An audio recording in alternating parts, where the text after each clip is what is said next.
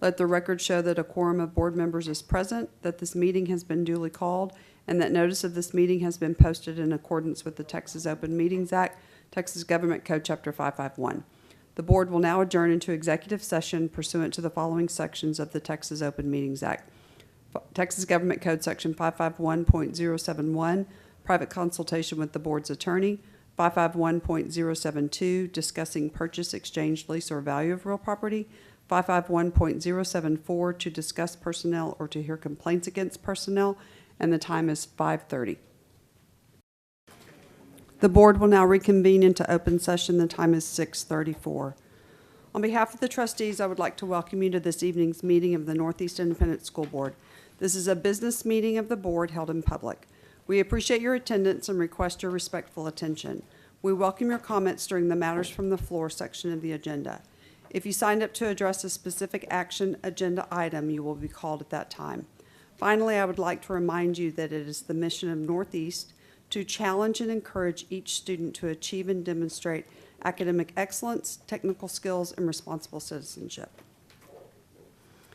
Item 5, invocation and pledge of allegiance, Bush Middle School. Mr. Kumalander. Thank you. Good evening, President Grona, board members, Dr. Gottardy, executive staff, and guests. It's my pleasure tonight to bring two of our outstanding 8th grade students from Bush Middle School. We're very excited about the things that these two have done. First, I'd like to introduce to you Miss Sophia LeBeau. Some of her accomplishments over the years at Bush Middle School is she is one of our pals who mentors our 6th grade and works with our Special Ed ALE group. She has been part of our National Junior Honor Society for the past 2 years, and through that, she is one of the representatives on our No Place for Hate club that we have. She's a member of our National Junior Spanish Honor Society for the last 2 years and is the president of that group this year. She's been a Presidential Volunteer Service Award winner, all A's for all 3 years, and GT English, GT Algebra this year. In the past, she was a state Math UIL qualifier and part of our orchestra for 2 years.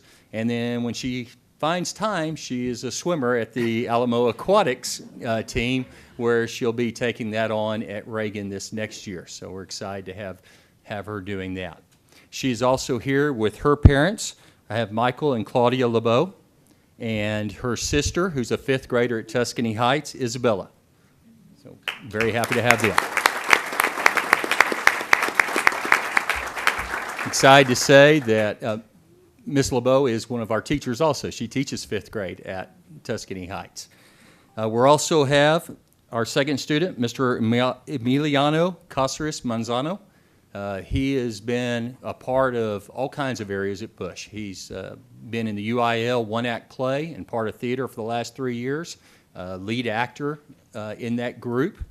He's been a part of our UIL speech and debate team and has won plaque trophies the past 2 years and is looking forward to next month to winning a 3rd in the last speech and debate tournament. He's a big part of our BBNN, which is our Barbara Bush News Network that puts together all of our morning announcements, video announcements, our online video presentations. He produces, he's one of the anchors, and does a lot to present that show for everybody. He's been a member of our National Junior Honor Society for the past 2 years, all A's, all 3 years, same thing in GT English and Algebra.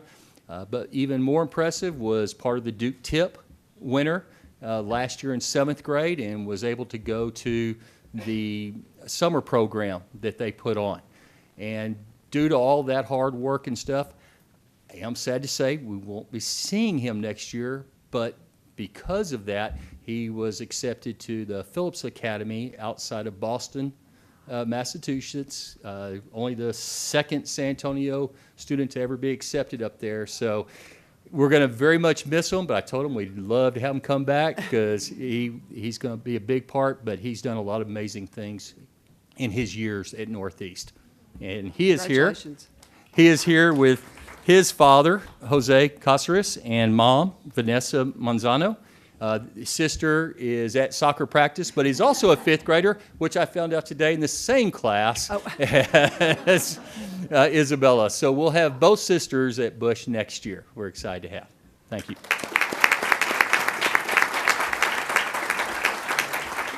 So we're very excited. Sophia will lead us in our invocation, and then Emiliano will lead us in the pledges. So at this time, if everybody would please rise as she gives the invocation. If you'll please bow your heads and pray with me. God of all creation, we are here today to honor and praise you. You are the source of all blessings and all that is good. Thank you for gifting us this time today to gather and speak with each other. Please help us do all that is good, honest, and ethical so that we may be our best today. We ask that you bless our meeting so that we may accomplish what is needed. We ask that you guide and direct our speakers so that they will share wisdom and productivity. We thank you for the lessons you will teach us today and the knowledge we will be able to share. May we please you with our choices today. Amen.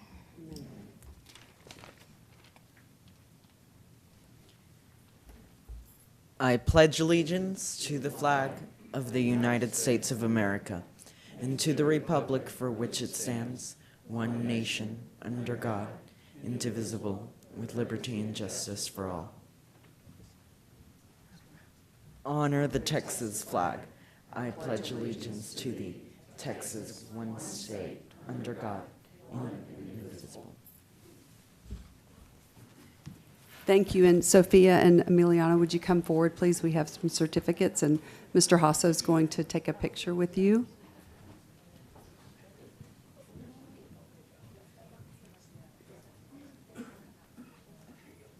Yeah, you get to come stand right here in front of the plaque.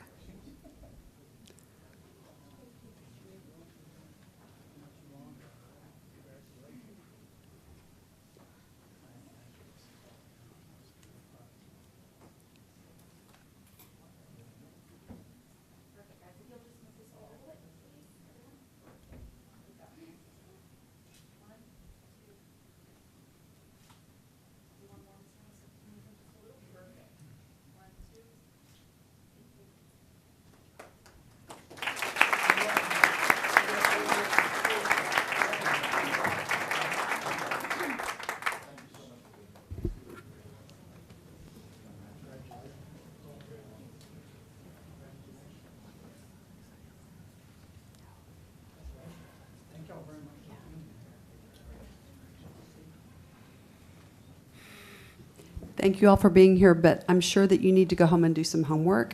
So you're welcome to leave, you're welcome to stay. But thank you again, we appreciate you being here.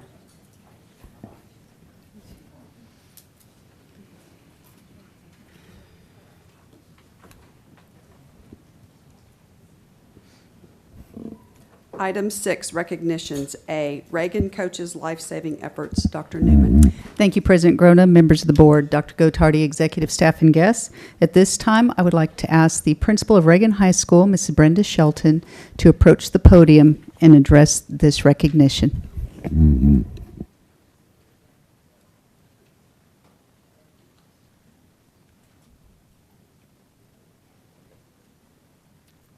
Madam President, members of the board, Dr. Gottardy, executive staff, and guests.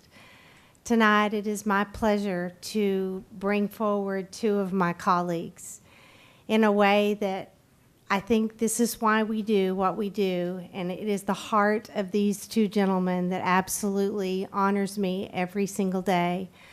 Joe Martinez is our trainer, and we are very blessed that he knew the exact actions to take for a life-saving measure for one of our students on the basketball court. He was accompanied by our coach, Coach Hurst, and his professionalism and the manner in which he handled our kids absolutely saved a life. Thank you for your professionalism, for your grace, for your knowledge, and the way you handle yourselves, always putting kids first. That's why we do what we do. Thank you. Can you two gentlemen please come up?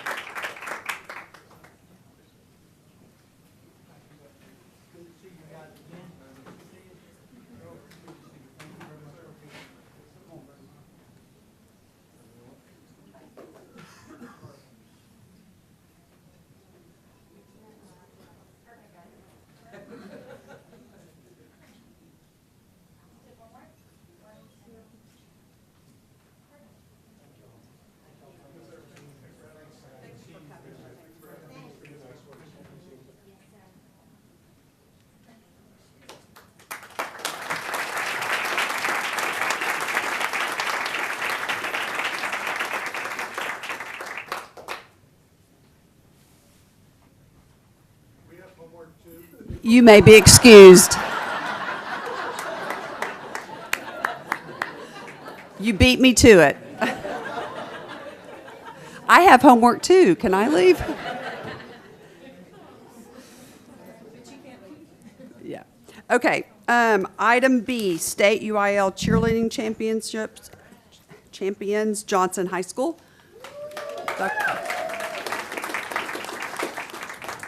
Good evening. Thank you so much for having me tonight. I'm very excited to have the opportunity to introduce to you the third time first place UIL state champion cheerleaders that also won first place in fight song and first place in band dance at the state UIL cheerleading championship.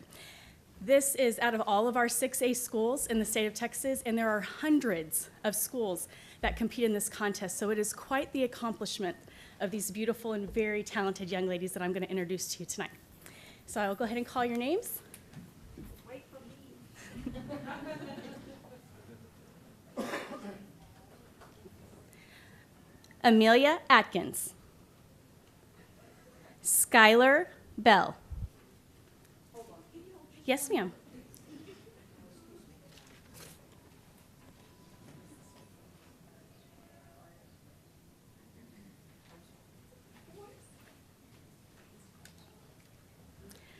Okay, ladies, we're going to be amazing, and I know how amazing and smart you are, so just listen for me, and when I call your name, you scoochie through and come on around, okay? Here we go. This is, hold on, I'm so sorry. Hold on one second. You're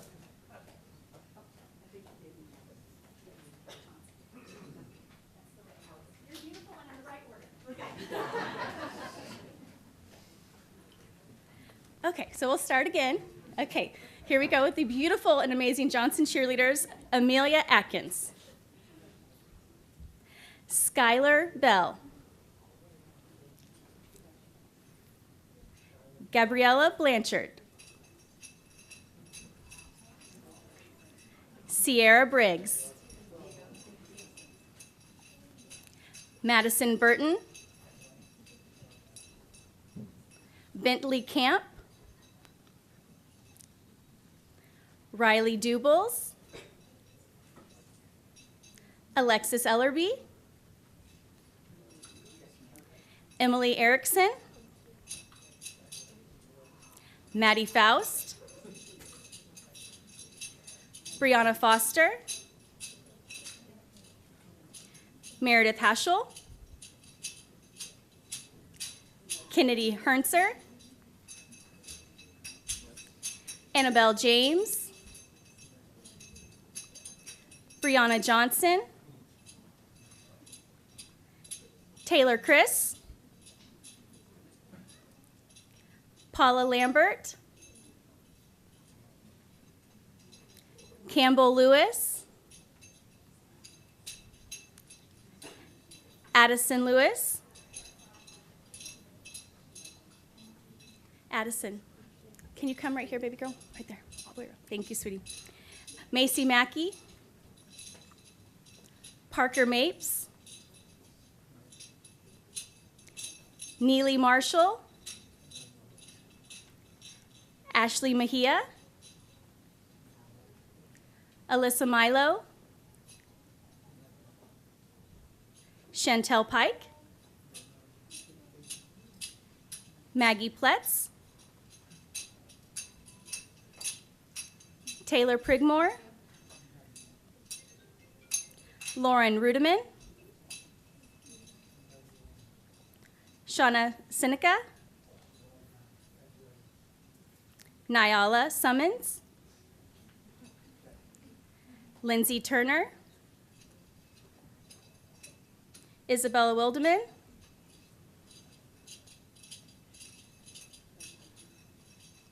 Milana Williams, Abby Williford, and Katie Wolf. And also, very important person, their amazing coach, Miss Shannon McKinley.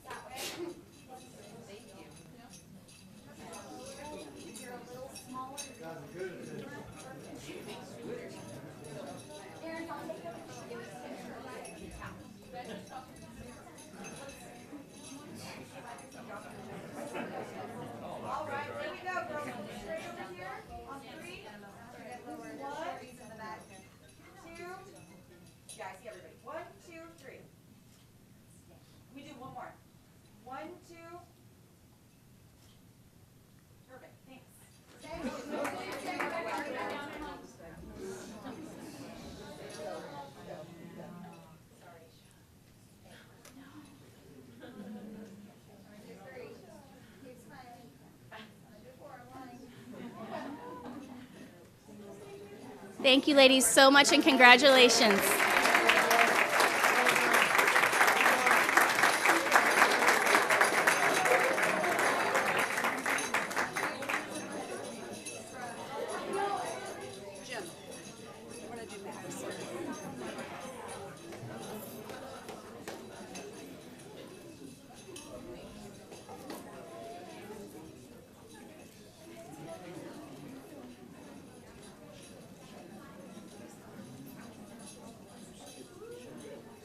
Well, because Julie was already there.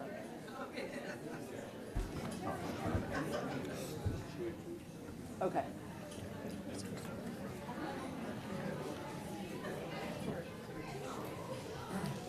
Item C, State UIL Cheerleading Champions, Madison High School. Dr. Micah.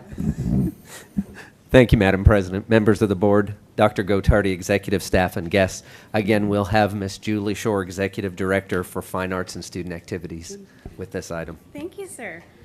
So again, I wanted to explain that this state championship UIL for cheerleading that these girls went to had hundreds of teams they were competing against. So for Northeast Independent School District to come on top with the first and second place team by minuscule amount of a score is quite amazing, and very, very proud of these young ladies from Madison High School. They did earn second place at the UIL cheerleading champion and did receive first place for their crowd leading. So very, very proud of them, and ladies, we're going to go ahead and call your names.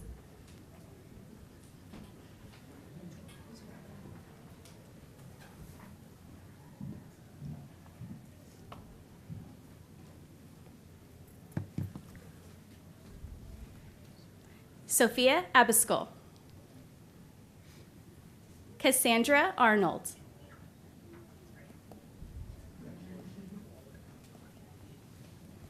Haley Castillo. Carolina Castro. Sophia Castrorita. Holly Cortez. Chandler Corey. Libby Ernest. Lila Galvan. Tiana Gomez. Mariah Gomez. Lauren Gonzalez. Megan Herrera. Kayla Hubbard. Megan Huff. Bria Keener. Jessica Lightning. Adri Maldonado. Madison Mudgett. Brianna Oatley. Gabby Paredes. Erica Perez. Brooke Peterson. Daniela Quinones. Megan Rivas. Gabrielle Sanchez. Kennedy Smith. Rebecca Tolentino. Victoria Valadez. I would like to say this young lady's name. She unfortunately was unable to be with us, but Sydney Wallace and Renee Walruff. And accompanied this evening by their amazing and very talented coach, Miss Brandy Boyd.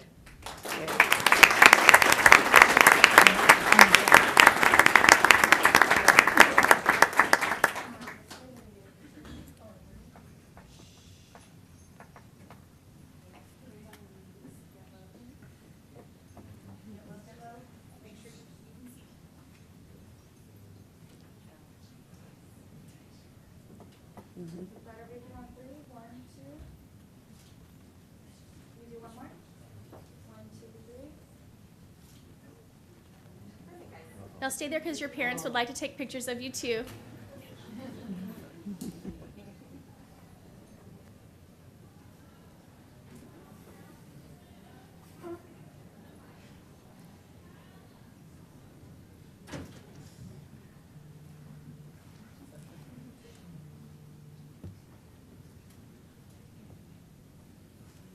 Thank you, ladies, and congratulations.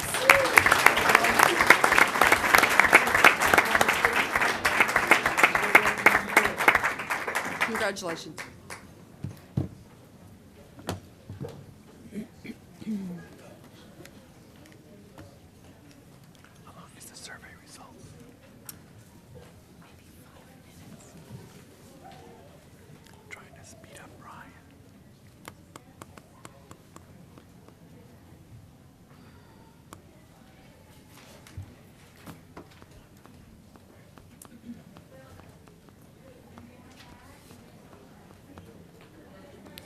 Item 7, matters from executive session. A, personnel, including but not limited to administrative appointments pursuant to Government Code Section 551.074.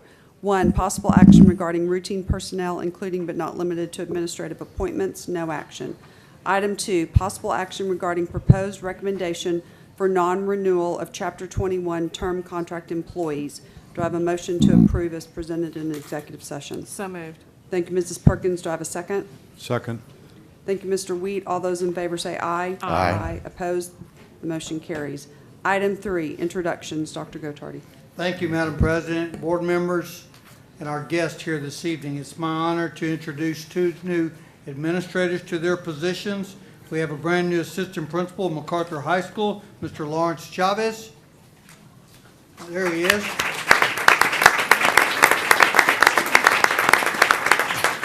Lawrence joined the Northeast family in 2003. Prior to being named an assistant principal at MacArthur, he was an assistant principal at Eisenhower Middle School. Mr. Chavez received a bachelor's degree in science in 2000 from the University of Maryland University College. He earned a master's degree in school administration in 2008 from Trinity University. Mr. Chavez has 14 years in education. Congratulations, Lawrence.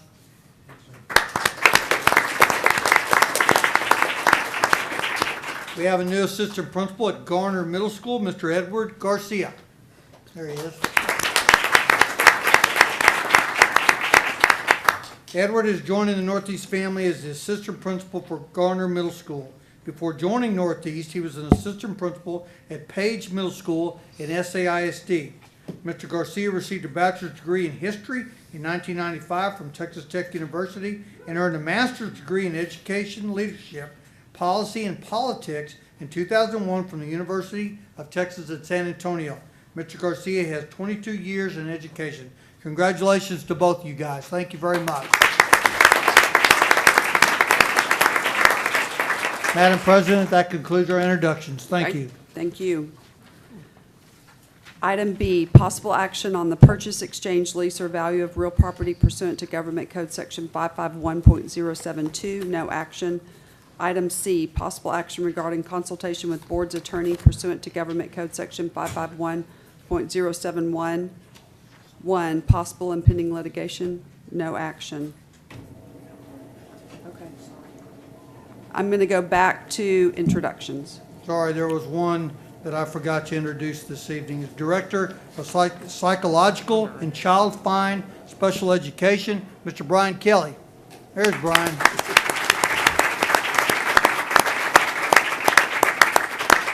Mr. Kelly joined the Northeast family in 2008.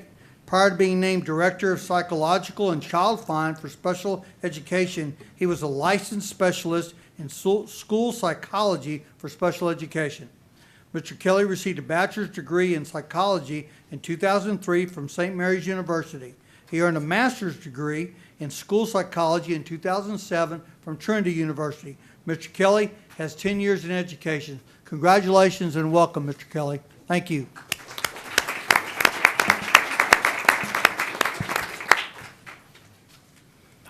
Item 8, presentations. A, parent satisfaction survey results. Dr. Micah. Thank you, Madam President, members of the board, Dr. Gottardy, executive staff, and guests. I'd like to ask Terry Chidgey, Executive Director for Performance and Planning, and Alex Vardell, Research Analyst, to address this item.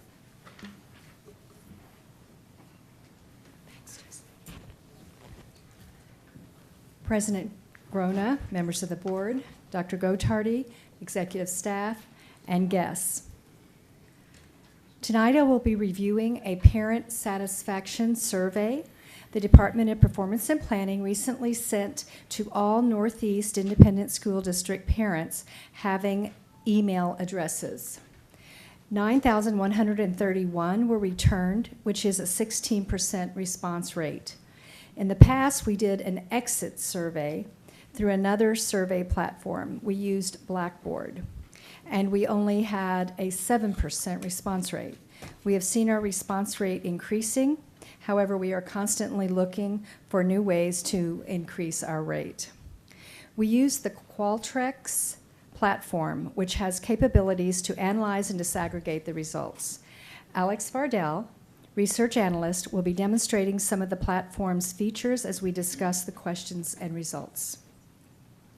Last month, Dr. Dorian Galindo, Interim Director of Performance and Planning, shared some information with the board regarding the recent decline in Northeast ISD enrollment.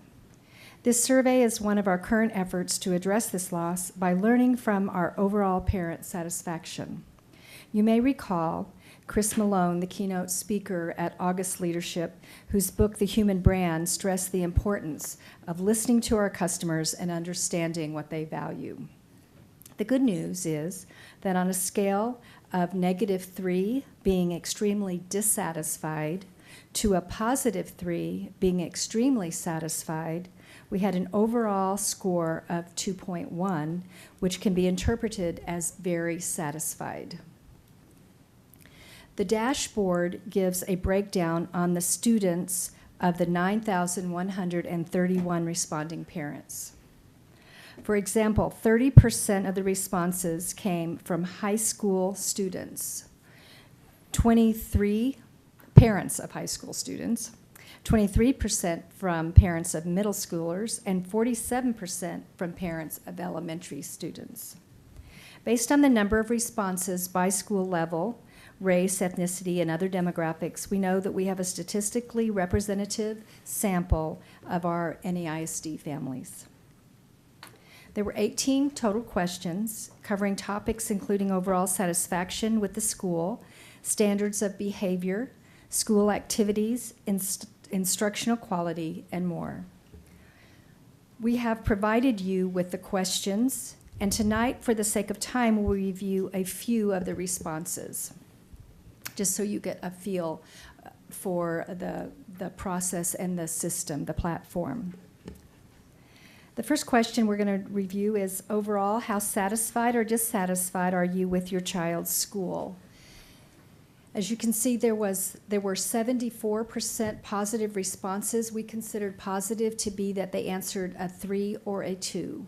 22% responded neutral, which means they responded with a +1, a 0, or a -1. And 4%, it doesn't go, 4% responded negatively with a -2 or a -3. Another question is, how likely or unlikely are you to recommend your child's school to other parents? 75% responded with either a 3 or a 2. 21% responded with a neutral response with a +1, a 0, or a -1, and 4% responded with a negative response of -2 or -3. So there was, most of the questions were from a +3 to a -3, but there were a few that were different. There was one particular one that had a yes, not sure, or no response, so we wanted to highlight that one. Are there opportunities for you to get involved with school-wide decisions? 49% said yes, 41% said not sure, and 10% said no. Once the survey window closes, which that will be on April 14th, we will be analyzing this data to further guide our next steps. If you have questions at this time, Mr. Vardell and I myself are glad to answer those. Madam President, I have one, Sure. if I may. And again, I realize that some of this is just kind of fresh and you need some time to really dig through, but if we could scroll back up a little bit, the first pie chart that we show where it breaks down the percentages of elementary, middle, and high. I'm curious to know if that's the level of response. I mean, it seems like the most responsive or maybe most interested would be your elementary school parents. Did that seem to track, or is there any correlation between the presentation that Dorian gave last time of where we're losing our kids? Can we correlate maybe just the level of interest of, yeah, I'm going to go in to do this, with maybe somehow them, losing interest in the district altogether, or for whatever reason, leaving and then possibly coming back? I don't know if that's a good correlation to draw, or if there's So anything I to don't it. know if it's a good correlation to draw. We did have a higher percent of elementary students, but their responses are quite positive. So I don't know if it's a correlation that they would be leaving if they're giving positive responses. The one thing that I can give a correlation to is that elementary parents typically are more responsive and interested and do respond to things like this more so than middle and high school parents. But in answer to your question, Yeah. I can't say yes or no with that Well, positively. And Mr. Jaso, the goal, once this closes, this survey, again, I will just tell you, 9,131 responses. They sent out an email twice, both times getting a high response rate. When nothing was happening, we went for spring break, came back, and over 1,000 responses were given over the break.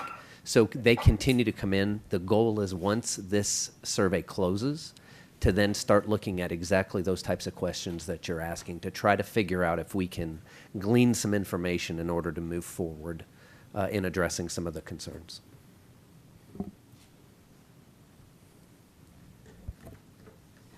I have a question. So if we have a family that has a student in elementary, middle, and high school, on the survey, were they only allowed to pick one, or did they pick? Three, right.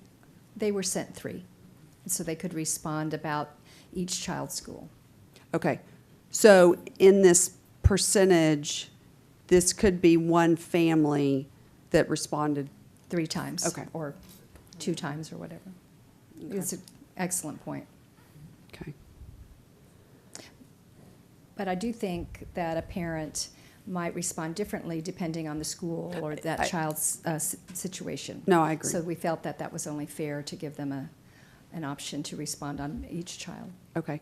Can you scroll up to that last question again? That was the example. Can you tell me what you were kind of hoping the parent, not sure how to phrase this question. So asking them if they have an opportunity to get involved with a school-wide decision, what kind of thing does that mean? Well, so I would be thinking, like, are they invited to be on the CIC committee? Are they given an opportunity to be part of the PTA that would make decisions? Are there committees that they can be part of that we encourage their input? Okay. And clearly some said they're not sure. So I would say that's an area that we would want to look into, and every decision isn't made based on what all the parents want, right? Right. But certainly they should feel very comfortable in being listened to and being asked how they feel. So those are the kinds of things that will help us to move forward to make some changes because it to help wasn't our parents. Specific at all, right? I mean, this was the right, question. so you could Okay. interpret it. Okay. And you're right about that. Okay, all right, thanks. Does anybody else have any questions or comments? You said April 5th is the close? April 14th. April 14th. Mm-hmm. Okay. And the platform Qualtrics has thousands of questions that we can choose from, or we can create our own. But they have questions that are recommended or that we thought would serve us well to get answers that we were looking for, or responses or interests that we were looking for. Mm-hmm. Okay. Dr. Gottardy. Mrs. Grona, board members, just a couple comments. This is our first try at this. To have almost 10,000 responses, we're thrilled with so far. Hopefully that'll get larger as the next couple weeks go by. To answer Mr. Hassel's question a little while ago, because I think it's a very good question, I can't help but think that this is part of a big plan, that this survey is just one tool that we use to try and find out how parents feel about our schools in this district. And from what research, I think Terry mentioned Chris Malone's, Warmth and Competence book that we used all last summer and throughout the school year. The idea being that if somebody feels like their feedback is important, that's going to be one piece of information that I maybe I'm an optimist, but I believe over time will pay dividends in parents believing that their child is absolutely in the right place. So we don't have any correlation or data today, but hopefully over time, as we do this every year, or maybe even twice a year, we'll be able to gather a little bit more information about the climate of our schools. So, thank you. Mm-hmm. Anybody else? Okay. Thank you very much. Thank you all. Item B, finance update. Mr. Villarreal. Yes, Madam President, members of the board, Dr. Gottardy, executive staff, and guests. We bring to you tonight a finance update. This is before we start our budget study workshops come May. We kind of wanted to give you a historical briefing as to where we sit financially. Brian Moy, our Executive Director of Accounting and Finance, is going to talk about historical revenues that we've had the last 7 years. We're going to discuss a little bit about recapture, about loss in student enrollment, also about TREs and what have we done so far as cost containment. But this kind of sets the table for us for our budget study workshop come May. It's just something that we felt we needed to bring to you all's attention. Last year, the ledge didn't do anything, and we're looking ahead to 2019 and seeing what might come about with that legislature. So with that, I'll turn it over to Brian on this finance update. Okay, thank you. Okay, thank you, Dan. Madam President, members of the board, Dr. Gottardy, executive staff, and guests. Let me start off by saying it's a little unusual, to bring finance discussion to you in March. We usually just hum along nicely, and to expect me to come in May. Another thing that's I would like to bring is always bring a brief presentation and always bring a positive presentation. I'm going to bat 0 for 2 on that one tonight, unfortunately. But let's go ahead and get started. This is our general fund revenue history going back to 2010, 2011. You see this slide pretty much every year during the budget study sessions. This slide, first of all, this is only our general fund. We're not going to discuss debt service, construction, federal, school nutrition, any of that tonight. We're simply going to be focused on our general operating fund. So you can see that starting with the 2010-2011 year, how much our total general fund revenue changed each year through the year that we're in, our forecasted revenue for this year. And I started with 2010-2011 because that was the last year that we would maybe even consider ourselves anywhere close to fully funded. The major gut-wrenching cuts to the education from the state happened in the 2011 session. So I'm going back to the last, decent year prior to that. So you can see that, overall, in 7 years, we've had a $25 million increase to our general operating funds, a good 5.3%. The trouble is, if you adjust that for inflation, our actual buying power is down 30.7 million compared to where we were in 2010, 2011. And the inflation number I'm using is the same one that the state uses. They average the Houston and Dallas CPIs, and they apply that to the base year. In this case, 2010 would be our base year. Also, to make sure that we're somewhat apples to apples, the 2011 year and 2012 year include the ARA funds that were used to basically supplant state funds, or else you would have seen significantly more dips in revenue. But it's not enough just to look at total revenue because our enrollments are constantly changing. So we always like to look at it on a per ADA basis. And it actually does flow somewhat similarly over a 5-year period, we have about $525 more per student than we did in 2010, 2011, about 7%. But again, adjusted for inflation, even with the changes in enrollment, we are about 5% less buying power than we had in 2010, 2011. So we have if you account for inflation, we have about $382 less per student to spend. The main reason for me coming to you tonight is based on the presentation that came to you in February, where you were updated on our student enrollment situation. This is one of the slides that now Dr. Dorian Galindo provided to you in February.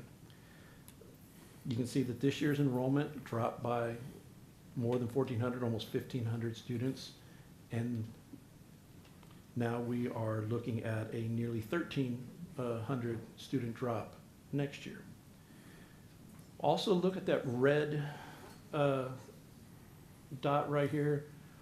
One thing that we're facing is that we were looking at a enrollment drop projected of only about 500 students, and we ended up with nearly 1,500 down. And Dorian's group tried and really worked their tails off to readjust their enrollment modeling, because it never had a really good historical basis for adjusting for charters, because enrollment in charters had not been drastically increasing until the last couple of years. So they worked and they created what they think is a much more inclusive model of the changes that are going on in our local charters. So now, I mean, we've lost enrollment before. I mean, I was in high school when it happened, but we have lost enrollment before. But losses, and that was mainly based on, you know, there was a recession, birth rate slow, that kind of thing. But losing enrollment at this level is unprecedented for NEISD. And so tonight I'm going to bring you what is the financial impact of this. Well, let's talk about the difference when we're growing students and when we're losing students. If you were going through any of the 2015 bond presentations, and Mike Lara and Jeff Kurth were showing their presentations on historical enrollment growth, you would see basically this colored blob moving through the district as we added students, because we were adding neighborhoods.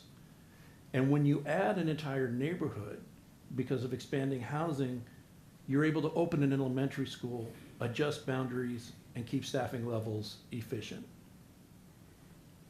But if you look at where we are losing students, each orange dot in this chart shows an elementary school that has lost 5% or more of their enrollment since 2013, 2014. And I'm using 2013, 2014 as the spot, because that's when we reached our maximum enrollment. So because our enrollment losses are felt all over the district, we're not losing 2,000 students in one area of the district. We're losing 50 here, 70 there, 80 there. So it is really difficult to offset the losses in revenue with losses in expenditures, because there's just not an efficient way of doing that. And I'm going to give you one hypothetical example. This is not NEISD. This is just an example of what happens, especially because of the effect of charters. That gray box up here at the top is where this sample ISD sits, with 3 elementary schools, elementary school A, B, and C. In total, these elementary schools have about 1,700 enrollment and 82 teachers. Then a charter school opens. They grab 103 students of the 1,700, but they don't grab it all from campus A. They grab 6 or 7 kids per grade level from campus A. They grab 3 to 4 kids per grade level campus B, 6 to 7 kids per grade level at campus C. So in total, they've lost 103 students down to 1,590. But because of maintaining a 22-to-1 ratio, K to 4, and a 25-to-1 ratio in 5th grade, because they are pulled from all over the place, and that's what's happening in Northeast ISD, they've lost 100 students, but they've only been able to lose 2 teachers, one here and one here. Translate that into the finances. Yeah, this sample ISD lost 103 students, so they lost $580,000 in state revenue, but they were only able to lose $120,000 of expenditures.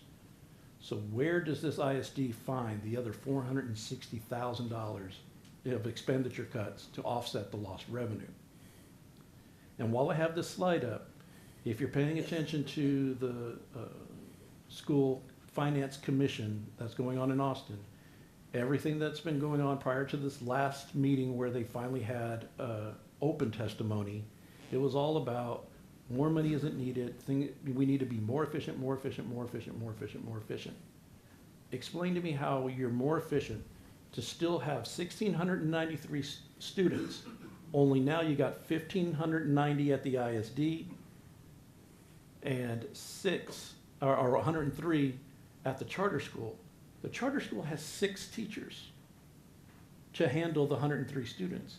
So now you have 6 teachers at the charter, 80 teachers at the ISD. Now you're at 86 teachers. Prior to that charter opening, you see that up at the upper right, it was 82 teachers. So how is it more efficient to have the same number of students but 4 more teachers? Plus the principal, plus the administrative costs, plus maybe they have a librarian, not all charters do, plus the custodial staff. How is that more efficient? Okay, I'm gonna get off my soapbox on that now. Okay, so since 2013-14, our peak enrollment of 68,205, our enrollment's dropped by about 2,100, 2,200 students. Just 1,400 of it was this year. Now enrollment is projected to go down nearly 1,300 students next year. So what does that affect to state aid? That sample ISD lost 100 kids and lost 580,000 in revenue. This year, our reduction to state aid for losing those students was $8 million. Next year, losing 1,300 students, we're gonna lose about $7.2 million in state aid. And I wanna point out that in the 2017-18, we had budgeted for $3 million of state aid to go down because we thought we were gonna lose about 500 kids. So we actually had a revenue decline greater than budget of by $5 million because of the additional enrollment decline. But what's interesting here is I'm just putting numbers out there for 2019, 2020, and 2020, 2021 in terms of enrollment decline. That's just Brian saying, well, what if we lost another 11 and another 8? You'll see though that the enrollment decline the revenue decline isn't going down proportionately with the enrollment decline.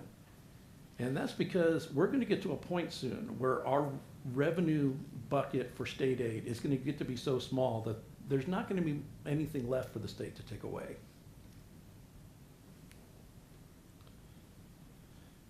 So let's talk about where our revenue picture is right now. Property values are still going up modestly every year. For this model, I'm assuming a 5.25% property value increase in 18-19, 19-20, and 2021. So you can see the property tax revenue number going up from $390 million this year to $456 million in 2021. But then you see the state aid going down. That's going down for 2 reasons. Remember, for every dollar we collect in additional property tax revenue at $1.04, for every dollar we collect, the next year the state takes away 96 cents of state aid. So we are getting compounded reductions of state aid because we are still moderately growing property value and because we are losing students. And now for the first time, you're starting to see recapture numbers. 7.7 million projected for 1920 and over 33 million for 2020, 2021. How did we get to recapture? We have always been to the point where like, well, we know recapture is coming eventually. It's coming eventually. Determining whether or not you're in recapture is simply a ratio. Wealth on top, number of students on the bottom. We know that our wealth, the X, is getting larger slowly. Unfortunately, now we know the Y is getting smaller rapidly. So as you increase the numerator, decrease the denominator, the ratio gets larger. And so now we're at a point where we're no longer saying recapture eventually, it's recapture within our sight. So again, 7.5 to 8 million in 1920, 33 million in 2020, 2021. All right, so that's the revenue side. What about our overall, getting all the way down to fund balance? 16-17 was a break-even year. We did really well. 17-18, we are right now looking at a deficit of 12.7 million. That may be a little conservative. It may get down to the 10 to 11 million dollar range as we approach the end of the year. But next year, for right now, we're assuming we're going to make 12 million in cuts to expenditures for 18-19. And even after cutting 12 million of expenditures, we are still going to be running a deficit next year between 16 and 17 million dollars. And then it gets really scary in 1920 and 2021. $27 million deficit, $20 million deficit. So obviously some changes are needing to happen. And it sounds very simplistic, but what do you do when you have a deficit? You either reduce your expenditures or increase your revenue. Those are the only two options. So we're going to get into what that 12 million in expenditure reductions that's already in this model includes, and then we're going to introduce you to the concept of possibly raising revenue. What happens with a tax ratification election is the board approves an M&O rate greater than $1.04. And it's a tax ratification election because then we go to the voters and say, please voters, we want you to ratify our decision to raise the rate greater than $1.04. And then one tool that we have because of our debt management program is that we have the flexibility to be able to partially bring the effect to homeowners down by lowering the INS tax rate somewhat to offset whatever the increase would be if we went this route on the increase of M&O. The other part of this is once you go above $1.06, it increases the amount of those red numbers in the revenue. It increases the amount of recapture we pay. So we would be paying recapture for having a property wealth of greater than $514,000 per student, and because we are taxing above $1.06.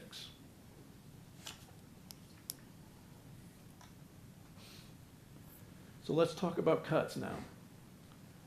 After the state made their huge cuts, we were well into our austerity program. If you look at just spending per student, 2012, 2013 was our leanest year by far. So what have we done since then? Are we still as lean as we were then? The answer is no. We have replaced the teaching positions that were cut. We have about 105 more teachers than we did in 2012, 2013, which is almost where we were in 2010, 2011, and that's we're about the same number of students as we were then. So we are back to the ratios, student-teacher ratios that we were prior to all these cuts. We had a few increases in campus administrators and paraprofessionals, but we opened 3 new schools and a middle school magnet then. When you open a school, you have to have staff to run the school. One thing that has cut is we have about 38 fewer custodians. Now, that's not a whole lot of money, but consider the fact that we have 38 fewer custodians despite those 3 new schools and despite having about 1.25 million more square feet of building space to clean. Again, it always seems like we're cutting, but the truth is a lot of what we're cutting is to offset increases in other places, or in the case of utilities, to offset inflation.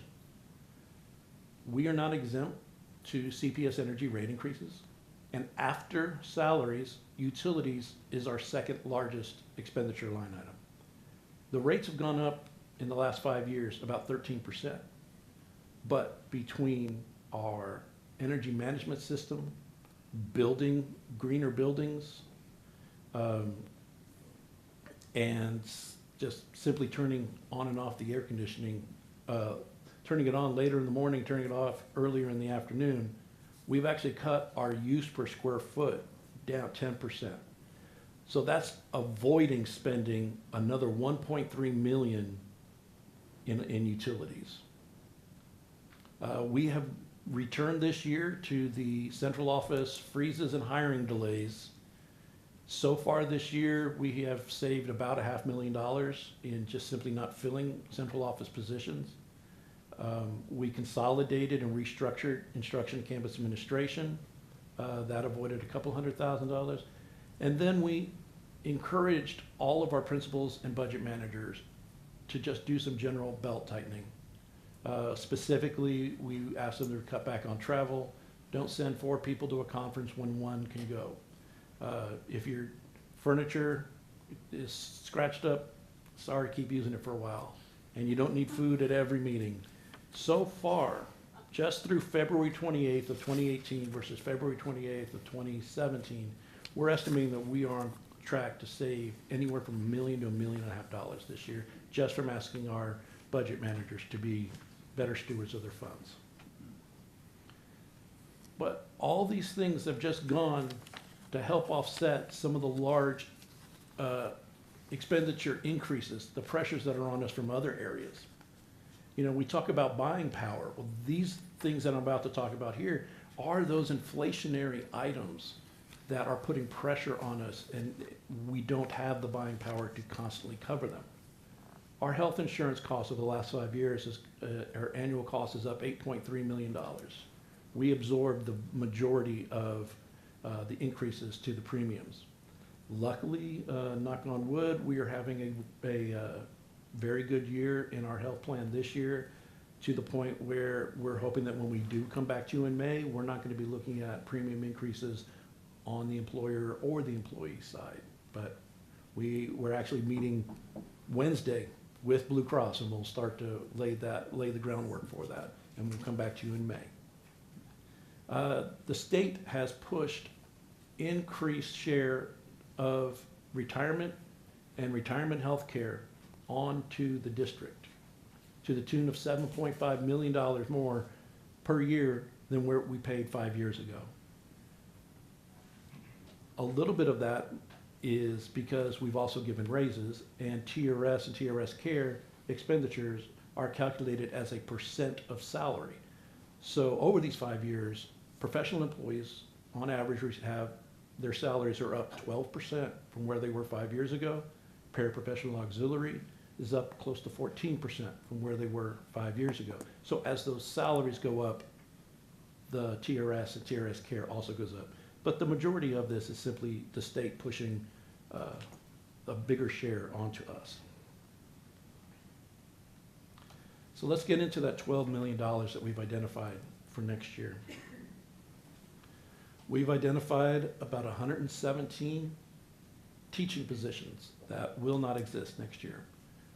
This is not a RIF. We are not handing out pink slips. This will be able to be handled through attrition. Of the 117, 97 is simply due to enrollment changes. That example of, well, you know, if you're staffing at 22 to 1, K to 4, 25 to 1 at 5th grade, and you have fewer students, you will be able to have fewer teachers.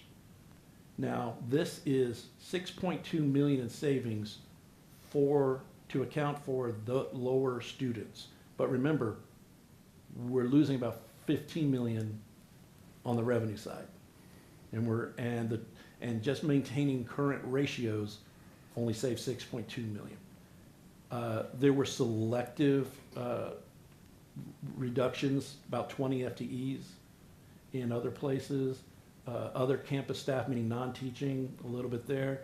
We're still working out central office, but right now we think we easily could get to $500,000. And next year we are cutting everybody's budgets to the point we're going to save hopefully about $3.8 million. 10% cut to basic campus allocations, 12% cut to all central office. It actually works out to a little over a $4 million reduction to the budget, but there were some people who never spent their budget, and just because you lower it 12%, they're still not going to reach it. So not every dollar of a budget reduction is going to equal a full dollar in actual expenditure reduction. But it's close. Again, let's compare our situation to that sample ISD. They lost 103 kids, $580,000 of revenue, only saved $120,000 in costs. They're upside down $460,000. We lost 900 more students this year than our staffing levels were set for, and we're going to lose nearly 1,300 next year. So we're able to cut teaching positions, $6.2 million for that, but state revenue declined $12.4 million. We are upside down $6.2 million on the effect of enrollment declines. And just I threw in another note, charter attendance of students residing within NEISD has grown by 900 students just through 16-17. We do not have 17-18 numbers at this point, but obviously when we lose over 1,400 students, I would expect that number is going to go up. And prior to, I would say, 2012, 2013, it was a pretty stable number. It's only been in the last few years where the charter capacity has really exploded, which is why there was never a way to have historical data to build into the enrollment projection model. All right, so that's the expenditure side for now. Let's look at what happens if we raise the revenue. Let me be clear, district staff is not making a recommendation to the board tonight on what the 18-19 M&O tax rate should be. We're not saying you need to go out for a TRE of X. We're just going to show you some examples of, for illustrative purposes, of what our revenue picture would be if we went up on the INS rate from 104 to 108. That would be what we feel is the maximum rate that we could go up and not have an effect to homeowners, because the INS rate would go down by an equal amount. And then we said, well, what if we went up 10 cents on M&O up to $1.14? So the net tax rate increase would be 6 cents, because we'd be going up, we're going down 4 on INS. And what if we went to the max? What if we went to $1.17? So the net increase of the tax rate of 9 cents, because after you take away 4 pennies in INS. So let's start with that 108. Each of these levels here at $1.08, net of increased recapture, each of these would be an increase of 20 to 21 million per year higher than where we are at a tax rate of $1.04. So you can see quite a substantial jump, 390 million in property taxes in 17-18, all the way up to 471 million in 2021. So basically, every penny in tax rate on the local side is roughly $4 million. Now, some of that's going to be offset by recapture as soon as you get over $1.06. Okay, well, what if we plug that new revenue forecast? What does that do to our fund balance? Well, you can see under the dark blue net change column that we went next year from having a $17 million deficit to a $4 million surplus, a $27 million deficit in 2020 becomes a $6 million deficit, and a $20 million deficit in 2021 becomes roughly a $1 million surplus. Now, this does not include any pay raises any year in 18-19, 19-20, or 2021. Those 4 pennies without major changes to expenditures really just gets us above or pretty much near break even each of those years. Okay, what about $1.14? At $1.14, annual revenue would be $34 to $35 million higher than at $1.04. So you can see that the property tax number is grown by over $100 million, but the net state aid after recapture is under $10 million.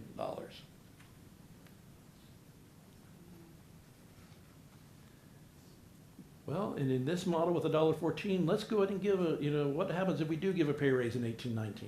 A 2% raise on a 1% retention. We could do that, still be above break even for 18-19, and be very close to break even each of the next 2 years out, still maintaining a healthy fund balance. But again, that only factors in a 1 year of the 3 with a pay increase. And what happens if we go all the way to the max? Now you are looking at an annual revenue increase net even after taking into account increased recapture of $41 to $42 million higher than at $1.04.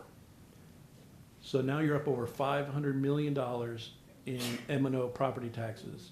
So about almost $120 million increase over this year. But after you net out recapture, the state's pretty much out of the Northeast ISD picture. Less than $4 million net if you net the recapture against state revenue. But again, here's what it would look like if we gave a 2% salary and a 1% retention in 18-19. And you can see that would leave some flexibility even in the out years, 19-20 and 20-21.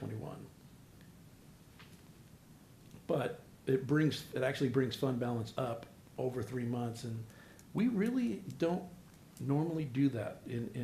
That has not been the practice in Northeast ISD, is to have the huge padded fund balance that a lot of districts do.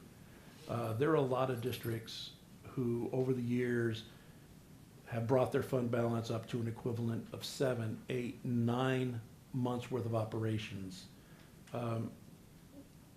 My internal goal as I work with executive staff is like, if we're at 2.5 months, we're doing really well. The rating agencies will see us see that as a healthy a number, and that then keeps our credit ratings up, which in turn keeps our debt cheaper. We don't pay the interest rates of other school districts because we have such a great credit rating. We are one step below being AAA just on our own. We are AAA because we're guaranteed by the Permanent School Fund with the state, but so we're only one step below that simply on our own numbers on their own merit. I get concerned anytime the number approaches 2 months or less. And not that it can't drop below, but if it's going below and there's huge deficits each year, because it's that much more drastic of an action that needs to happen to break the cycle. You can go deficit $5, $10 million, 2 years later go positive $5 million and keep it rolling a little bit up, down, which is like what the state's supposed to do, everybody in with the rainy day fund, but they don't. But it's when you're facing not having 7 months of fund balance and having a $25 million deficit in a year, because then you start to eat away at that fund balance very quickly. All right, so I'm going to move now to then what would be the effect to a homeowner at each of these levels that we've talked about. The average home in NEISD this year has a market value of just under $237,000.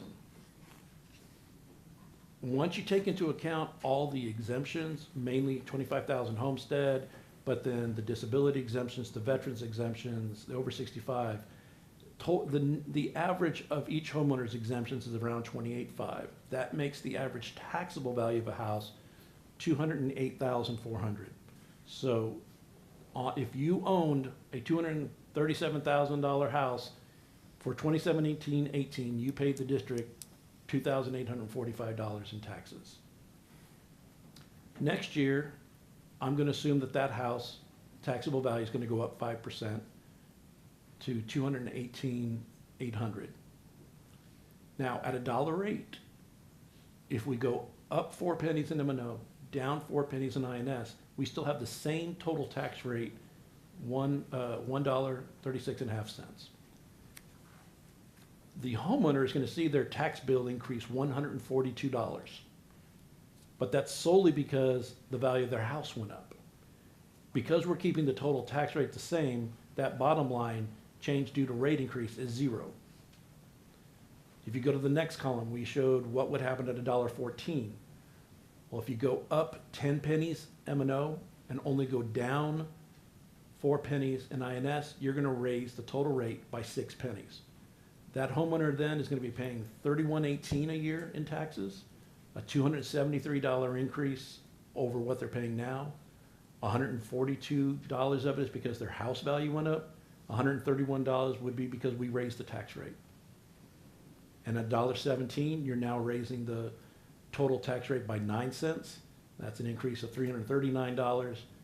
Our share from raising the rate is $197. So basically $200 would be the effect of an average homeowner at our maximum state allowed tax rate. Now, a lot of people who get angry and vote because they're angry have homes higher than the average. So let's just say what happens on a house that's $325,000. I picked $325,000 because the research I could do said that this is the average home value within 78258. Big chunk north central of our district. Right now, that homeowner has a property tax bill of $4,047. If we went to $1.08, their tax bill is going to go up $202, but only because their house went up 5%.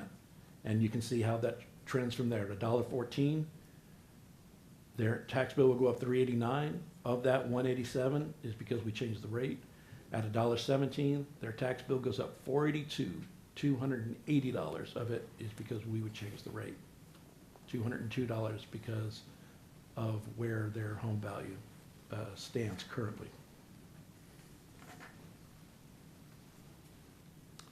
That's all I have for now, unless you have questions or items that you want me to go back to.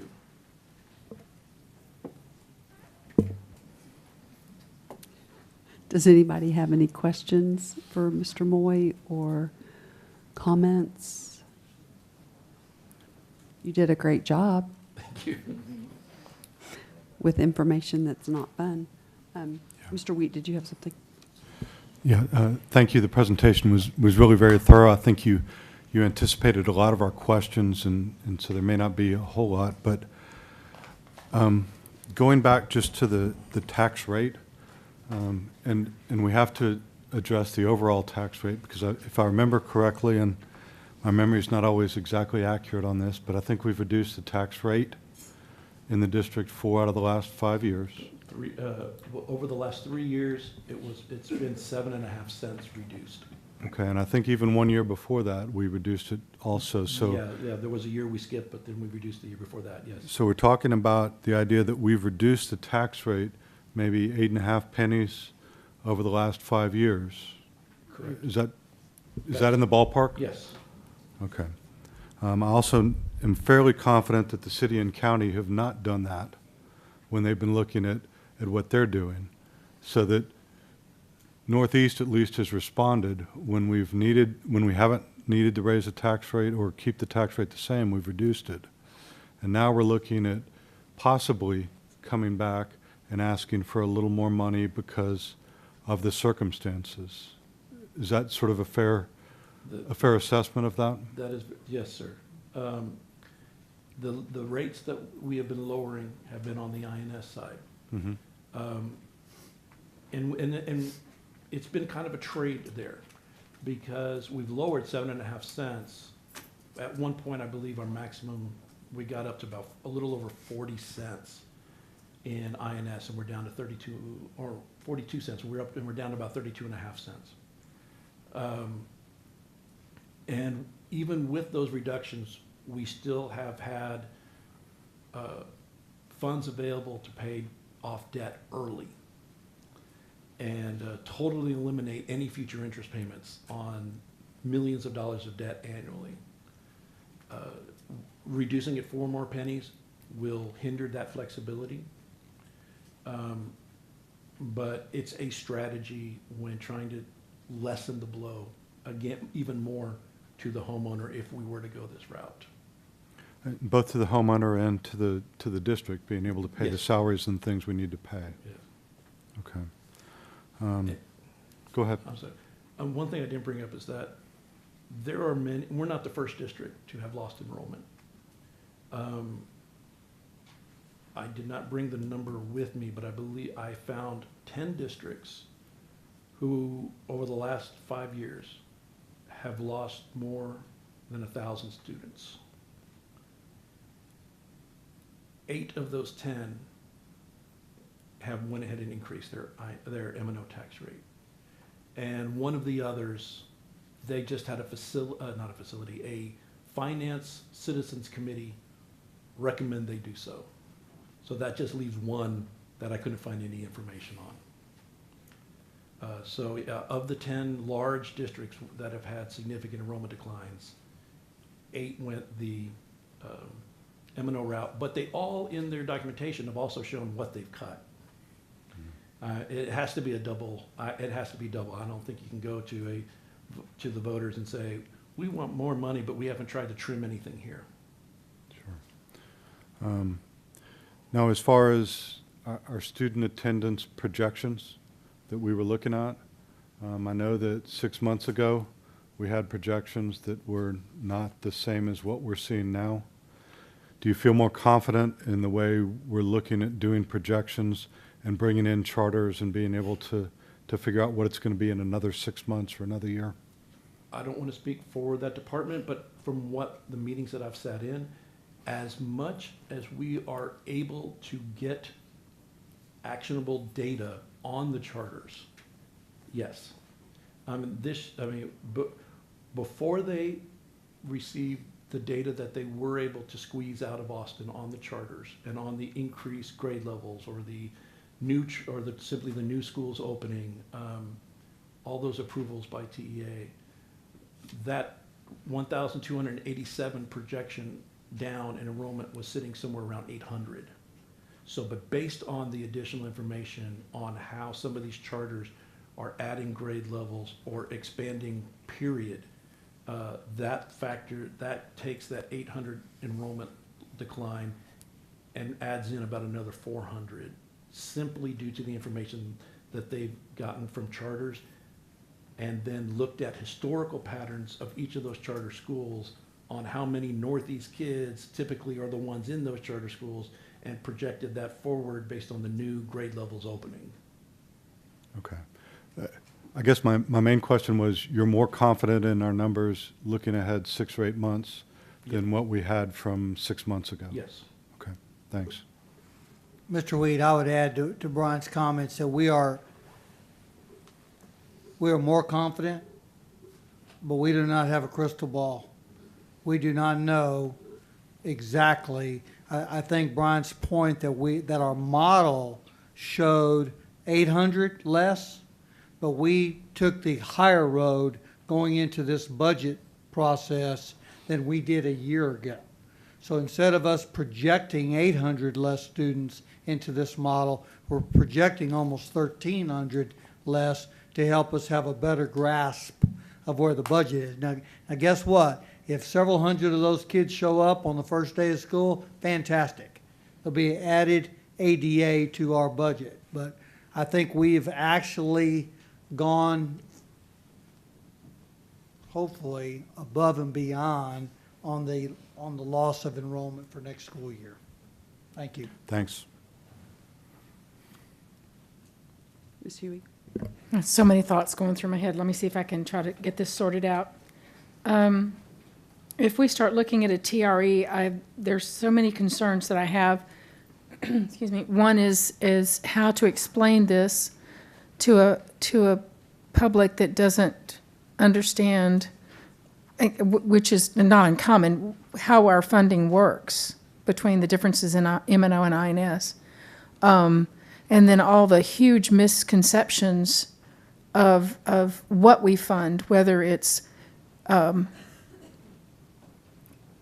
people who think that we could solve everything because we have bloated administrations, when we know the facts that that's not the case, that administration is actually a very tiny part of the budget. There are so many things that we could cut in classrooms or whatever, that there's waste and extravagance, and we know that over the years that's been watched so carefully, that in fact our teachers need more help than less. That we set the tax, that we set the value on their homes, and we have absolutely no control over that. So where would we go with trying to educate people with what truly goes on in our schools, when even, I mean, the challenges that we face there are just, we deal with it all the time. We see these numbers a lot, but how do you capsulize that? I'm gonna try my best to answer your question, but it's not a black and white question. Or I don't have a black and white answer. I mean, I see that if the Board of Trustees and the executive staff, if we choose to go down the road that we're gonna go for a future TRE, whenever that is, then it is, we're going to be, we will be required to do a massive communication plan, a massive advertising plan. You know, very similar to a bond campaign. So I see us going out to every faculty in the district. I see us going out to cluster meetings at the high school. I see continuous letters that go out to parents. I see videos that are prepared that we can show at any time, any place. It's really and truly trying to educate our community, educate our taxpayers. But it will not be simple, and it will not be easy. It will not be always successful, but we will have to do our very best. And I will reach out to many, many groups, as we've done in the past, to help facilitate the message that the state legislature is not doing their job with public education. And the only thing that we can do, and I'm going back about close to 45 minutes ago, but if you can't cut any more in our budget, we have to figure out ways to raise the revenue. And that is the tax ratification election. So it's going to be all that. It's going to be a comprehensive effort to try and educate our community as to A, here's what we do spend our money on. B, here's the revenue we're getting in from the state. C, here's our expenditures. We're not making ends meet, and we need their help.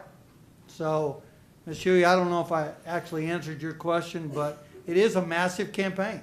It's a massive campaign to educate our taxpayers and hopefully get them to go to the polls and favorably for the Northeast Independent School District. Well, there was one of the things that Mr. Moore mentioned, a Citizens Finance Committee that another district used, and that has a lot of, that seems like that could be extremely helpful. But is that something we need to start like right now today? Is this something down the road?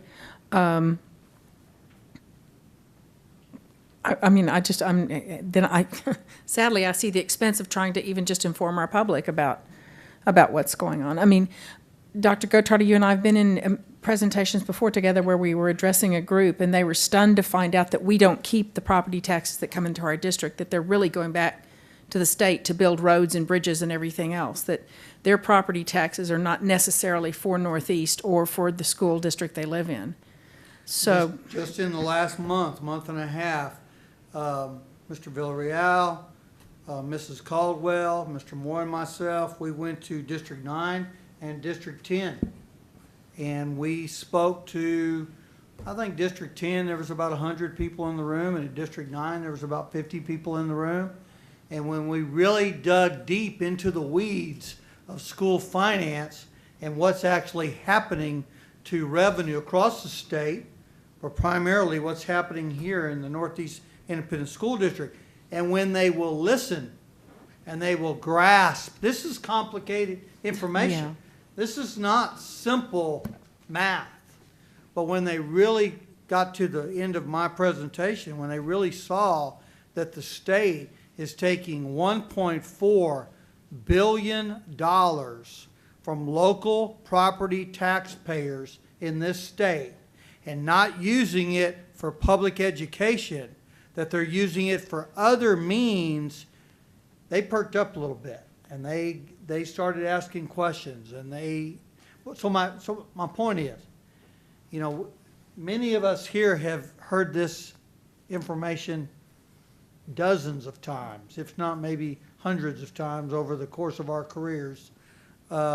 It's really going to be a massive campaign to try and educate our taxpayers, as about 500 or 600 school districts in the state have already gone through this. And they've already gone through a TRE, where they've gone out to their taxpayers to raise their M&O tax rate. So it's been done before. I'd say kind of my gut feeling is 80 to 90% of those elections have been successful, but not all of them have been successful. So we will have to do our very best to educate and get people to go out to the polls and vote favorably for the Northeast Independent School District, if we get to that point. Anybody else? Okay, I know we had Ms. Esterline, you wanted to speak to this?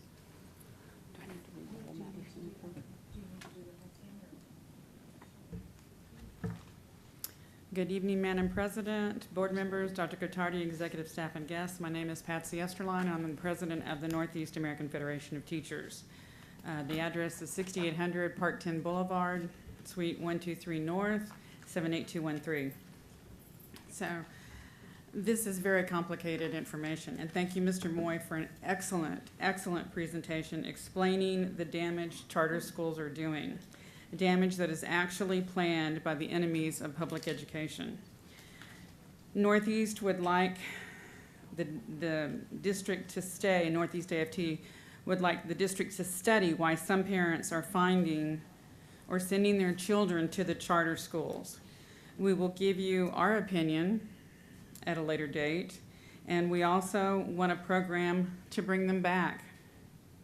Northeast AFT will support a TRE or tax ratification election, and we urge the board to have a TRE election. We also urge the board and administration to use some of the fund balance to minimize the negative effects of the cutbacks. And we will support this TRE election. We will get our members and educate our teachers and paraprofessionals and school employees on the importance of this election and what it means to this district, because all of the school employees are proud to be members of this district and to work in this district because of what it stands for. Thank you. Thank you very much.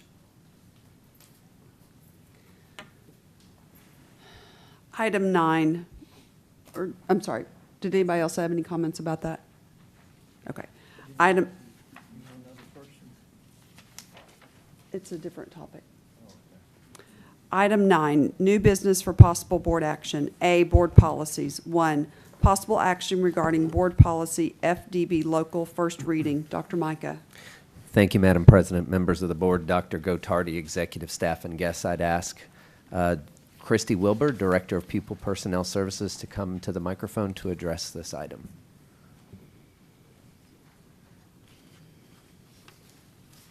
Thank you.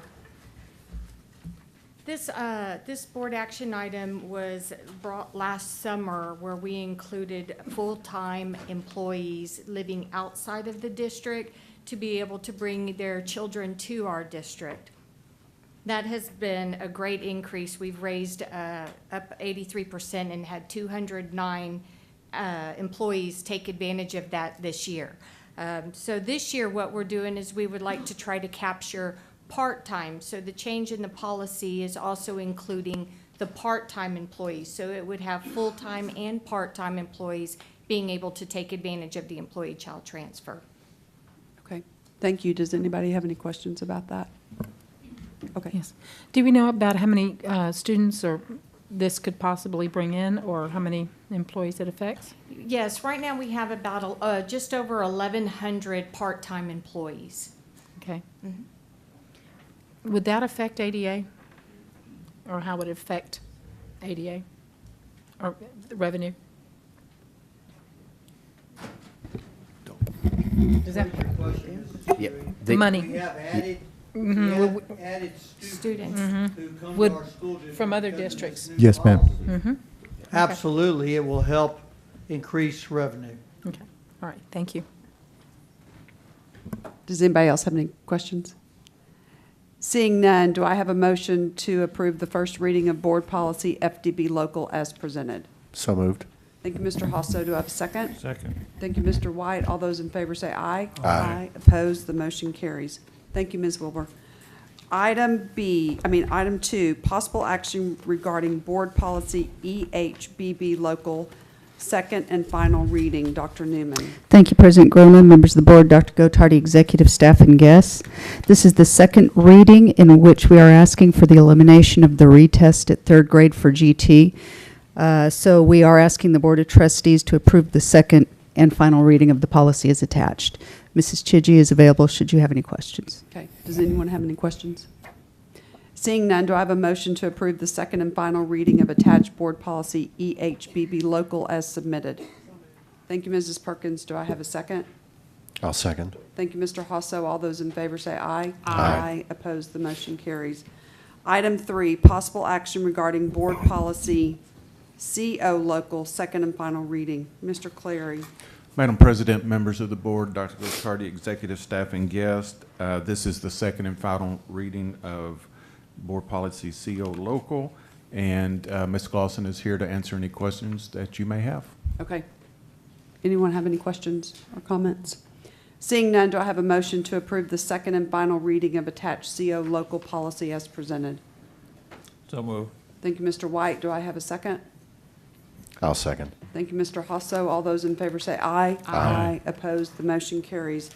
Item 4, possible action regarding Board Policy Update 109, second and final reading. Ms. King. Thank you, Madam President, board members, Dr. Gottardy, executive staff, and guests. We are bringing Update 109 for the second and final reading to approve the 16 policies, and with the exception of Board Policy CO Local. Anybody have any questions about this one? Yes, Ms. Hughey. Ms. King, on page 25, it talks about 17 policies and then 16, so I didn't know if we needed to. There's 17 total, Right. but we're only approving 16 because of the CO Local that we're Right. deleting. Yeah, I'm just saying that on the, one place says 17, but then in parentheses it says 16, so I just didn't know if that was how that was a typo or what. And then I had a couple of questions on some of the policies. On BBE legal, a district must create a policy on board member visits to district campuses or facilities. And I know that's part of the legislation that came through this past year with the legislature putting tighter controls on school boards. And we've always had something like that. But do we have it written anywhere that either in our board operating procedures or somewhere else that it's recommended that board members check with central office before visiting a campus? We're often invited to campuses personally by someone, either a parent or someone on the campus saying, oh, come see us during carnival or whatever, and I know that we do not accept those invitations unless they come specifically through central office.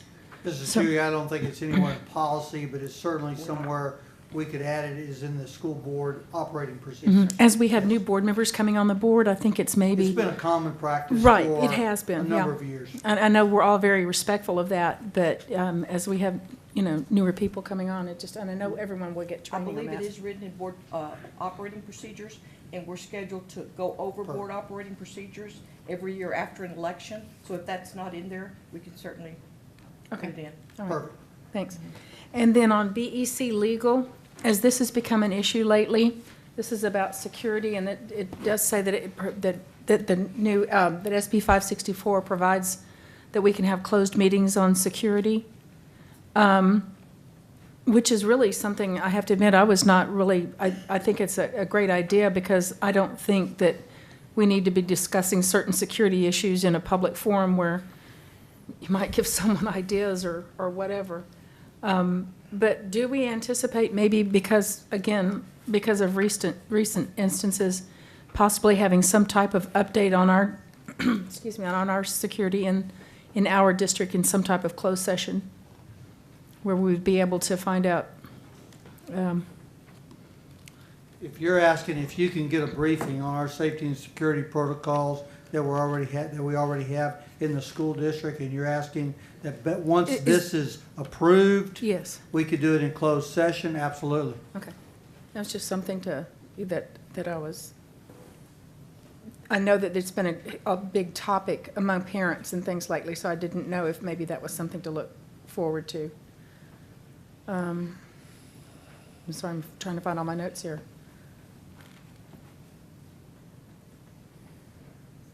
I thought I had one more, but I'm not finding it right now. I'm looking for all my yellow highlights. Just take your time. Okay, well, hopefully it wasn't too important.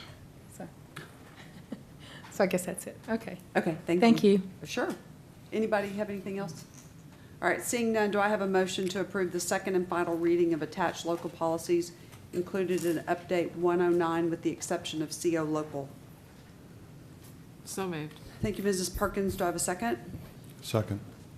Thank you, Mr. Wheat. All those in favor say aye. Aye. Aye. Opposed, the motion carries.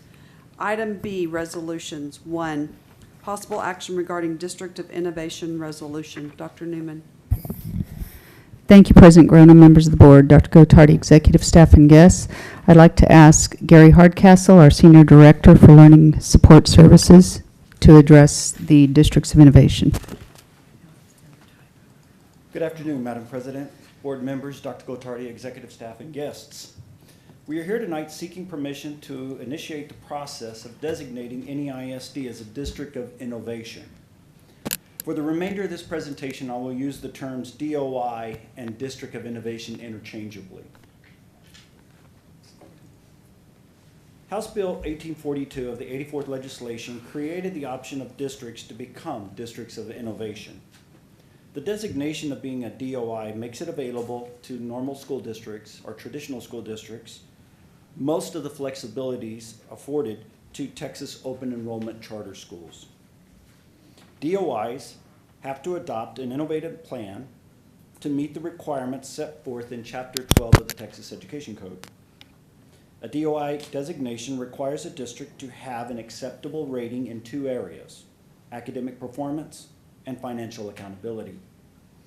The term of DOI designation may not exceed a period of 5 years, and at any time the district may amend, rescind, or renew the DOI plan with a majority vote of the DEIC members and 2/3 vote from the Board of Trustees. Interestingly enough, I checked with the agency this afternoon, and at 1:30 p.m. I found that there were 707 districts of innovation currently. At 3:12 p.m., I checked that same website, and there were 708 districts of innovation. When we began our work looking at the DOI designation for NEISD 2 months ago, there were less than 600 districts of innovation then. Next slide. There are several areas of flexibility that the board and the DEIC can consider.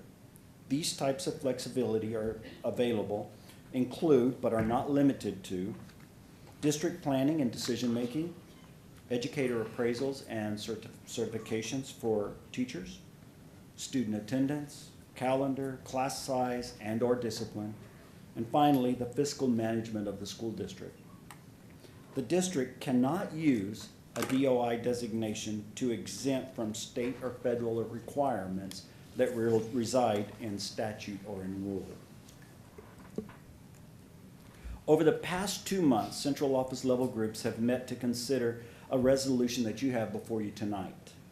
There are only 2 areas of flexibility that we are asking the board to approve tonight.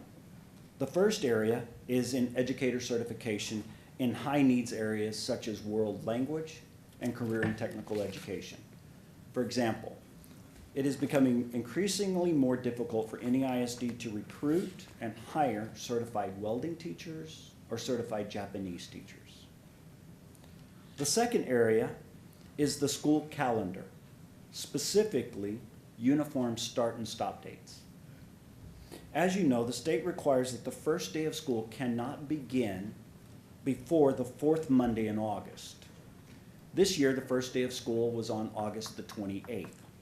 The 28th in the month of August is the latest the fourth Monday can occur. Next year, in the 2018-19 school year, school will begin on the fourth Monday, which will be August 27th.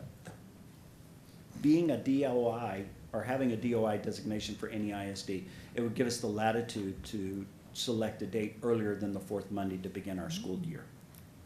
I will also like to add at this particular point, the vast majority of the 708 school districts that are DOI have this particular plan in place for calendar uniform start dates. Also, many of the current DOIs have this and only this as part of their DOI plan. They're there just to have the start date before the fourth Monday in August. With your approval tonight, we will prepare a presentation for the April 9th board meeting to further examine the flexibility related to teacher certification and calendar start option dates. Also at the April 9th board meeting, we will present to you a proposed DOI planning committee for your consideration. Beginning on April 10, the approved DOI planning committee will begin the work to develop a DOI plan. On May 2nd, the committee will then present to the DEIC a drafted plan. If the plan is approved by the DEIC with a majority vote, the plan will then be posted to the NEISD website for a mandatory 30 days. During that time, we will also notify the agency that we have a DO plan, a proposed plan that we're considering. At the June 11th board meeting, we will bring back to you, the board, the final plan for your approval. If approved with a 2/3 majority vote, we will notify the Commissioner of Education and send a copy of the NEISD DO plan to the agency for posting. That concludes the presentation. If you have any questions, I'd be happy to answer those questions for you. Does anyone have any questions? Yes. I'm really comfortable with DOI so far as a calendar issue. I think that that's way, way, way long overdue. I've always felt very strongly that community should, like a local control issue, should determine the calendar. I'm less comfortable with the educator certification exemption. How would the parameters be set to limit it to, I don't know how to say this properly. I wouldn't want to see it going everywhere. Yeah. That's the, yeah. That's the great news about DOI, is that you're in control of it. So you provide us guidance. If you only want us to look at certain areas, that's all we look at. Okay, and then if there were certain areas that were selected, how would there be guidelines set for the quality of the person that's, do you understand what I'm saying? Yes. That not just anyone could walk in off the street and run a classroom. You know, We'd run local policy and regulations would guide that, procedures.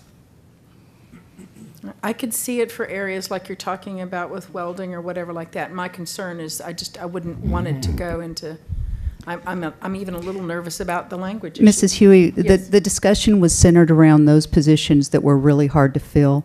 For example, I believe we have an American Sign Language position that we are unable to fill because of certification restrictions, so there's been a substitute teacher there. It's my understanding we also have a Spanish teacher or two that we just are having problems filling. So these would be just those areas where we have historically not been able to find the appropriately certified, the required certified person. Would we possibly work with those people to get them certified then too, or would that That's be part of certainly the an package? option as we explore this District of Innovation. Okay. Absolutely. All right. Okay. Thank you. Does anybody else have any questions or comments? I just have one. So once the board approves it, goes through all this process and we approve it, we just send it to the state and say, the board's approved it, so they don't have to approve it, right? That is correct. The Commissioner of Education, it does not require the Commissioner's approval, nor does it require the agency's approval. Okay, okay. And does anybody else have any questions? So at this point, I'm going to, Tom Cummins, you signed up to speak to this?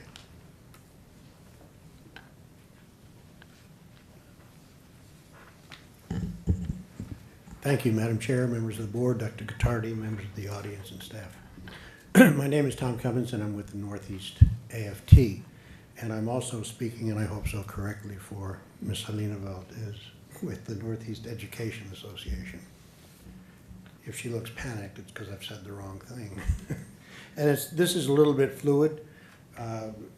Our reaction to this tonight was that we were opposed to it.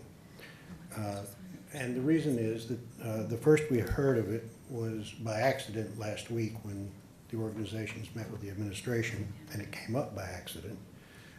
We have not seen the resolution that you will be voting on tonight. Neither has the public, and we think that is something that should have been made public before. Ms. Hughey, would like to thank you for the questions you asked, because those are some of the questions that we have. As I understand it tonight, you will not be voting on it. You will only be moving forward to look at it further. No. However, we ask you that you proceed with a great deal of caution. Education certification, we believe, is very, very important. There are so many other changes that can be made through a DOI, and we want to make sure that there are safeguards in place for those. Should you actually pass it. And we also would like to know what the teachers and other employees feel about changing the date. Thank you very much. Thank you. Okay, anybody have any questions or comments? Thank you very much for the presentation, Mrs. Borman, Mr. Hardcastle. Do I have a motion to adopt the resolution to initiate the process of designation as a District of Innovation pursuant to Texas Education Code, Chapter 12A? So move. Thank you, Mrs. Hughey. Do I have a second? Second. Thank you, Mr. White. All those in favor say aye. Aye. Opposed, the motion carries. Item C, Instruction and Campus Administration. 1, possible action regarding foreign exchange waiver. Dr. Micah. Thank you, Madam President. Board members, Dr. Gottardy, executive staff, and guests. Once again, I'd like to ask Christy Wilbur, Director of Pupil Personnel, to come and address this. Thank you, Madam President, board members, Dr. Gottardy, executive staff, board guests. This is a standard waiver that we come every 3 years to ask for approval on. It's to limit the number of foreign exchange students that come and enroll in our district. And to answer a previous question asked by Ms. Hughey, in this situation, it is the students that come over, it is not funded, which is why we request the waiver to limit the funding, because we do not receive the funding for these students. Because that was coming too. You anticipated it. And currently, we limit it to 5 per campus for the high school campuses. Okay. Does anybody have any questions about this? Seeing none, do I have a motion to approve the application for a waiver of state law regarding limiting the number of admissions of foreign exchange students? So moved. Thank you, Mr. Hasso. Do I have a second? Second. Thank you, Mr. White. All those in favor say aye. Aye. Opposed, the motion carries. Item D, consent. 1, business services. A, 50,000 purchases. 2, operations. A, 2015 Bond Elementary School Walking Tracks Bid Package 5 Project Bid Authorization. B, 2015 Bond Elementary School Walking Tracks Bid Package 6 Project Bid Authorization.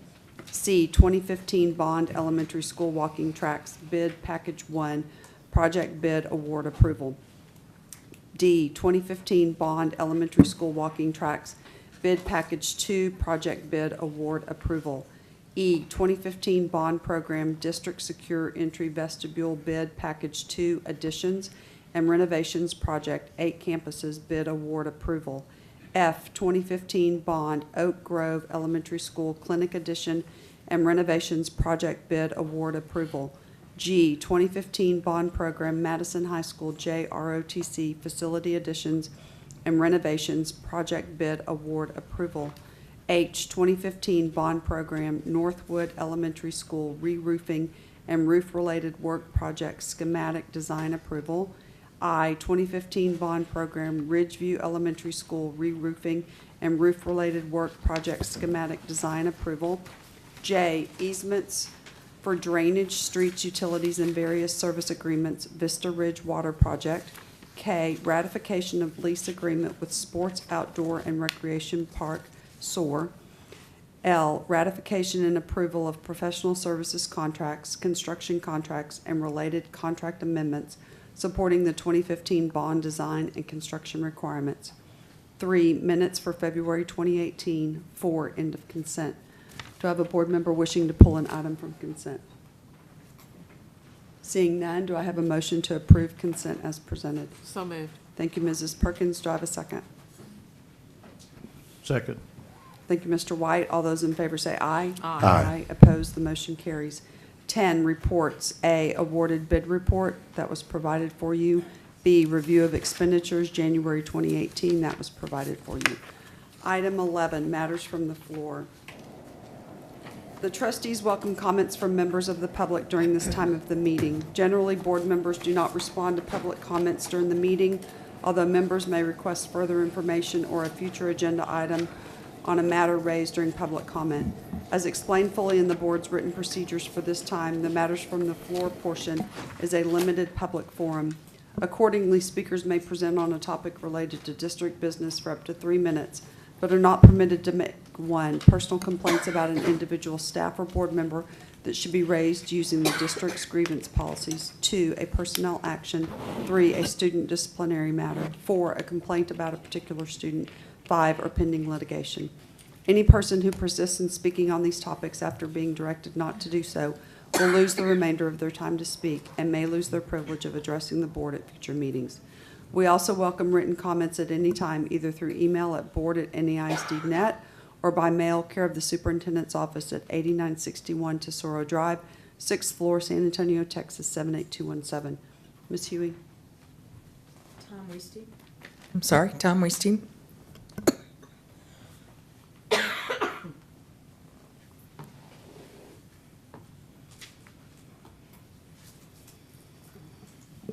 Hi there.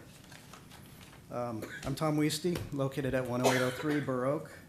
I've been trying to get to this meeting for several months. I just wanted to say thank you for various items, starting with number 1. Since the beginning of the school year, I have been trapped in my neighborhood every morning by lines of cars dropping their kids off at the new charter school. I don't believe your schools have traffic jams to that degree. So I think your transportation department and parents who take advantage of it deserve some recognition every morning. Second, as mentioned earlier, there has been a renewed interest in making schools more secure, including changes to facilities. I don't think many people are aware that you already thought through that through the bond election. So personally, I thought you went a little overboard, but I want to thank you for your forethought to address that issue. Attending these meetings, you become aware of just how much thought went into that particular issue. Finally, I want to say thank you for addressing the name of Robert E. Lee High School. It was a bad decision made 60 years ago. Like the Me Too movement, people didn't complain about it because they thought nothing could be done. I have a friend who today is embarrassed that she danced on the football field in front of her parents with a Confederate flag on her rear. I have an African-American friend who recently opened up, since the decision was made, that her parents were extremely anxious about sending their kids to Lee And this was 30 years ago, by the way. Some parents chose to avoid the conflict by avoiding the area around Lee. Lee has a small African-American population relative to the remainder of the district. And in fact, almost every high school in the state that's named for Lee also has that exact same trait, as do a majority of the lower level schools. So statistics tell you the name resulted in discrimination, which violated federal education laws. You inherited a bad decision from 60 years ago, and you are the board that stepped up to it, stepped up to fix it. So thank you, it's appreciated. I would like to point out that for those of us who know our history, we know the Lee Volunteer refers to the Robert E. Lee Volunteer Confederate Army. So I know it's a difficult issue, but please make every effort towards moving towards legacy and away from Lee Volunteer. Thank you. Item 12, discussion and possible action regarding board member requests for items to be placed. Oh, I'm sorry. Was there another one? Yeah, Pedro Ramos.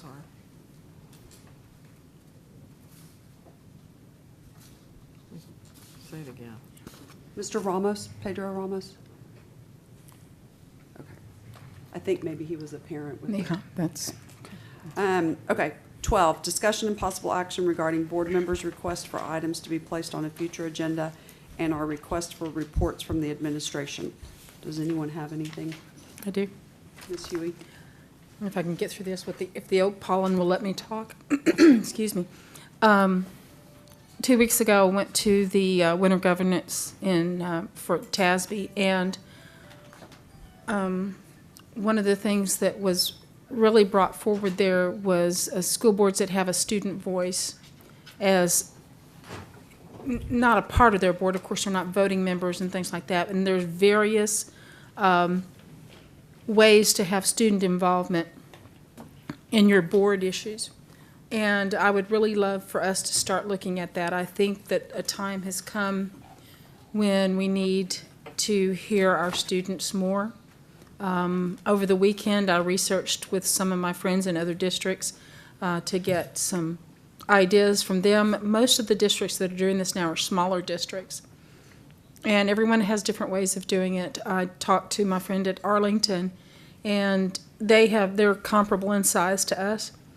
What they have is what they call the Student Leadership Advisory Board, SLAB.